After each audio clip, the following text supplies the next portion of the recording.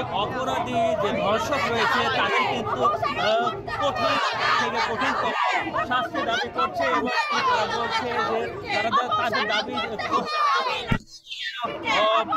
তাদেরকে ফাঁসি দণ্ডকে দাবি করে সে দাবি কিন্তু তারা এই বিক্ষোভ চলতে করছে। দেখছি যে এই বিভিন্ন